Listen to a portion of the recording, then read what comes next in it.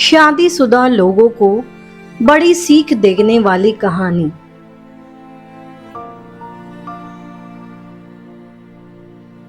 पत्नी ने न जाने क्या किया था कि पति ने उसे एक के बाद एक थप्पड़ जड़ दिए। हमेशा हर सिचुएशन को शांति से हैंडल करने वाली पत्नी भी इस बार इतनी अशांत हो उठी कि उसने अपनी चप्पल ही निकालकर पति की ओर फेंक दी। चप्पल पति के बालों को छूते हुए निकल गई। ये किस्सा यहीं पर खत्म हो सकता था, मगर पति ने इसे अपनी मर्दानगी का विषय बना लिया और बात बद से बदतर होती चली गई। रिश्तेदारों ने भी आग में घी का काम किया। किसी ने कहा जो औरत अपने पति को चप्पल से मार सकती है वो ना ही तो वफादार हो सकती है और ना ही पतिव्रता। ऐसी औरत परिवार की ही नहीं पूरे समाज पर कलंक की तरह है। बीवी के पक्ष वाले कहाँ पीछे रहने वाले थे। किसी ने कहा 21वीं सदी में जो स्त्री के साथ मारपीट करते हैं उन्हें तो जेल भेज देना चाहिए था।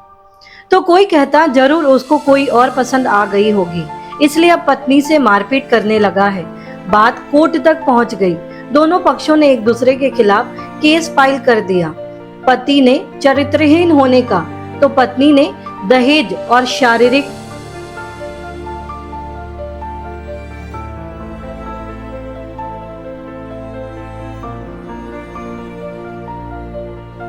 उत्पीड़न का आरोप लगाया। 2 वर्षों से अधिक समय के लिए केस चला था। इन 2 वर्षों के दौरान दोनों पति पत्नी अलग अलग रहे थे। इन 2 वर्षों के दौरान दोनों पक्षों के समर्थकों की संख्या कम हो गई थी। पहले जहां दोनों पक्षों में समर्थकों का समूह होता था, अब गिने चुने लोग रह गए थे। पति और पत्नी दोनों की आर्थिक स्थिति भी इस समय के दौरान नीचे गिर चुकी थी। जिन्हें वो अपना शुभ चिंतक समझ रहे थे, पैसों की बात आते ही उन्होंने भी अपना पलड़ा झाड़ लिया था। अगर कोई देने को राजी भी हुआ तो मोटे ब्याज की शर्त पर। आखिरकार वही हुआ जो सब चाहते थे, डाइवोर्स। हर कोई खुश था, दोनों पक्ष के रिश्तेदार, उनके माता पिता और दोनों के वकील।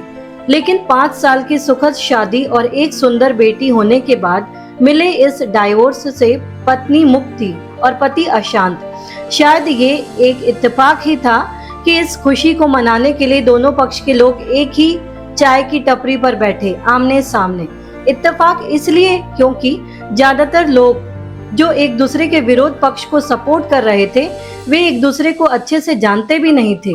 पति पत्नी भी इन सभी से दूर एक दूसरे के सामने मेज पर बैठे। पत्नी ने पति से कहा, अब तो खुश होगे ना, तुम्हारे मन की जो हुई है मुबारक हो, तुम भी तो आज जीत गई हो। मुझसे तलाक तो तुम्हें मिल ही गया है। कॉन्ग्रेचुलेशंस टू यू टू, पति ने कहा। तलाक को तुम जीत का प्रतीक समझते हो, पत्नी ने पूछा। पति चुप रहा। थोड़ी देर की शांति के बाद पति ने कहा, मुझे तुम्हें 5 लाख रुपए अभी और हर महीने 8,000 रुपए देने का आदेश है। अभी मेरे पास पैसे नहीं है, इसीलिए मेरा जो सिटी में फ्लैट है उसे तुम्हारे नाम कर देता हूँ। पत्नी बोली, लेकिन उस फ्लैट की कीमत तो 18 लाख की है। हाँ, लेकिन हमारी बेटी तुम्हारे साथ है और आगे जाके उसके खर्चे भी बढ़ेंगे, तुम्हें थोड़ी आसानी होगी, पति ने कहा। नहीं नहीं, मुझे सिर्फ 5 लाख ही देना और तुम हर महीने 8,000 तो देने ही वाले हो। मैं मैनेज कर लूंगी। अगर 5 लाख नहीं है तब भी कोई बात नहीं, पत्नी बोली। दोनों फिर से शांत हो गए। पति सोचने लगा, कितनी भोली और समझदार है ये औरत जो कुछ समय पहले तक मेरी पत्नी थी, अब अनजान।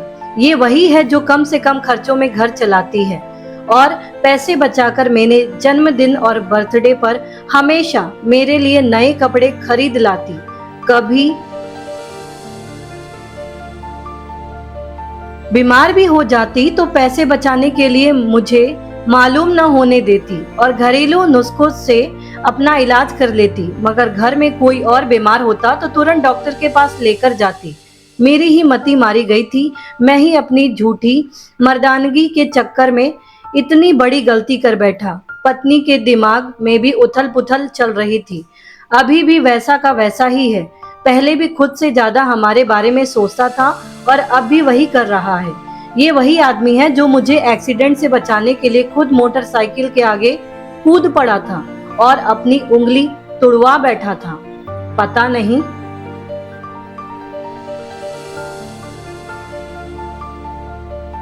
कौन सी मनहूस घड़ी में झगड़ा कर बैठी। पति ने मौन तोड़ते हुए पूछा, अब तुम्हारे कमर का दर्द कैसा है? ज्यादा तकलीफ तो नहीं होती? पत्नी हल्का सा मुस्कुराई और बोली, अभी भी होता है, अब तो पेट में भी क्रैम्प्स उठते हैं।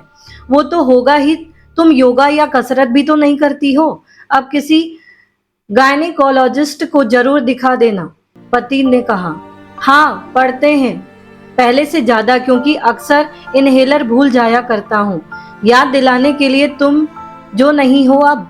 पति बोला। पत्नी की आंखों में आंसू आ गए। वो बोली, तुम्हें मेरे चरित्र पर सवाल नहीं उठाने चाहिए थे। तो ये परिस्थिति आती ही नहीं। तुम बताओ, तुम्हारा अस्थमा कैसा है अब? क्या अब भी दौरे पड़ते हैं? पत्नी ने पूछा। हाँ पड़ते हैं, पहले से ज्यादा, क्योंकि अक्सर इनहेलर भूल जाया करता हूँ। याद दिलाने के लिए तुम जो नहीं थी अब। पति बोला। पत्नी की आंखों में आंसू आ गए। वो बोली, तुम्हें मेरे चरित्र पर सवाल नहीं उठाने थे तो ये परिस्थिति आती ही नहीं।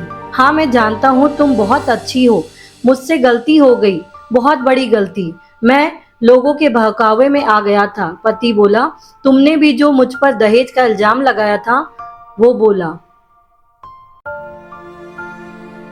गलत था और इस बात का मुझे भी पछतावा हुआ। पत्नी ने कहा। पति कुछ कहना चाह रहा था लेकिन हिचकिचा रहा था। पत्नी ने पूछा, कुछ कहना चाहते हो? वो बोला, क्या सब पहले जैसा नहीं हो सकता? क्या मतलब? पत्नी ने पूछा। मतलब कि हम फिर से पहले की तरह पति पत्नी बनकर, सच्चे दोस्त बनकर नहीं रह सकते? पति बोला। पर ये डाइवोर्स के पेपर दिखाते हुए पत्नी ने कहा। फाड़ देते हैं। पति ने अपने पास रखे डाइवोर्स के पेपर फाड़ते हुए कहा कि ये पेपर अब हम फाड़ देते हैं और पहले की तरह ही रहते हैं। पत्नी ने भी अपने पास रखे पेपर फाड़ दिए। सभी हैरान थे, वकील, रिश्तेदार और माँ बाप। पति पत्नी दोनों एक दूसरे के हाथ में हाथ पकड़े अपने घर की तरफ चले गए। ये कहानी उन हर पति पत्नी के लिए बड़ी सीख है जो छोटी छोटी बातों पर लड़ते हैं और इन झगड़ों को बड़ा बना के अलग होने का डिसीजन लेते हैं। प्यार और झगड़ा तो एक सिक्के के दो पहलुओं की तरह है। दोनों को स्वीकार करना होगा, तभी ये पवित्र रिश्ता उसकी मंजिल तक पहुंच पाएगा।